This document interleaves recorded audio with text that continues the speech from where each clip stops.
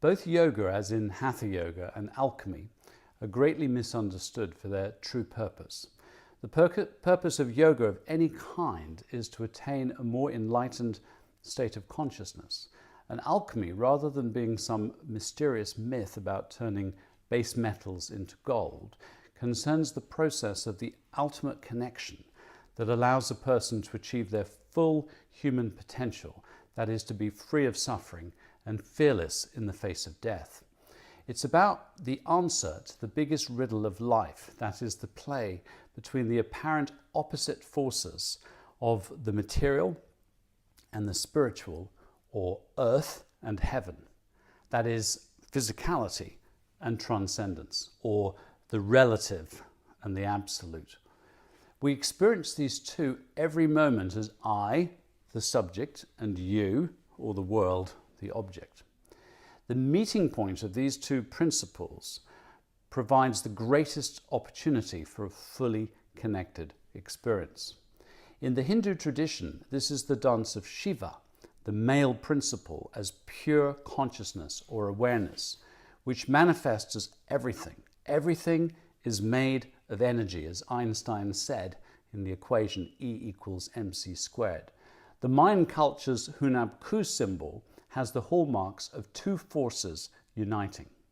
In Taoism, the union of these two principles is symbolized by yin and yang. These two principles are addressed in every significant religion and philosophy. The first principle is the absolute. In Christianity, that is God the Father. The Sufis of Islam call this al-Haq, being itself, the source of all things. In Jewish mysticism, it is called the root of all roots. Meister Eckhart called it the isness. The second principle is the relative, energy, the Holy Spirit coming into existence as the material world. The Greeks worshipped Moneta, the Romans the goddess Mater, the mother, money, materialism. In South America, this is Pachamama. The Buddhists seek that which never changes, the absolute, and an awareness that the relative world of form is ultimately impermanent. In Tibetan Dzogchen Buddhism, the Vajra, or Dorje, symbolizes this awareness with two 8-petaled lotus flowers emerging from a sphere. One represents the phenomenal world of appearances, called samsara, the other pure awareness, or nirvana, as achieved by the Buddha. In the Buddhist teachings, these are known as the two truths. Everything has an absolute and a relative aspect. The absolute, or ultimate, is the inherent nature of everything, how things really are. The conventional, or relative, is how things appear. In the Tibetan Book of Living and Dying, it says, the posture we take when we meditate signifies that we are linking absolute and relative, sky and ground, heaven and earth, like two wings of a bird, integrating the sky-like deathless nature of mind and the ground of our transient mortal nature. The Vajra is also called the diamond, as this pure naked awareness cuts through everything but remains unchanged. In rituals, the practitioner also has a bell representing the feminine energy, the world of manifestation.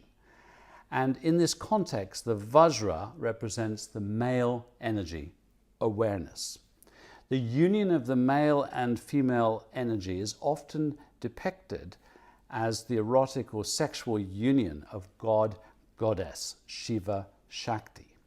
The Advaita philosophy says we create the idea of my mind from thoughts and feelings, the idea of my body from feelings and sensations, the idea of my body-mind from thoughts, feelings, and sensations, and the world out there from perceptions, such as sight and sound and smells. So our total experience is made up of thoughts, feelings, sensations, and perceptions. And all this is happening in the infinite field of awareness or consciousness. In fact, it is inseparable from consciousness, which is all-pervasive. There is no distance between a thought or a feeling or a perception and the field of direct awareness, which we call I, that it is happening in. For example, what is the distance between you and a thought or a sound or a sight? Advaita says that all we experience happens within our awareness or consciousness, and ultimately that everything is consciousness. Love is the proof that consciousness is shared. All this world is illusory, is Maya. Maya is defined as the power that makes the real seem unreal and the unreal seem real. I was first introduced to the idea of Maya in the great writings of Hermann Hesse and his book Siddhartha and the Glass Bead Game and the wonderful Indian life story at the end. One of my favorite stories is that of Shankaracharya, the great Indian master from the 8th century, who was taken as a boy to meet the Maharaja in his opulent palace with servants and dancers and concubines and peacocks and elephants and abundant feast of tasty foods. He said, "This does not impress me. It is all illusory." On his next visit, the Maharaja let out the lions. Shankara narrowly escaped from being eaten alive by climbing up a tree. The lion tamers came out and caught the lions, and the Maharaja walked towards Shankara, hiding up in the tree, laughing aloud, saying, "Illusory lions, Shankara." He replied, "The illusory lions chased the illusory Shankara up the illusory tree." But he still bothered to climb the tree. This is a great example of someone with one eye on the absolute and one eye on the relative. It is the alchemy of these two that is the greatest connection, when the seer and the seen become one, when nothing exists which is not consciousness.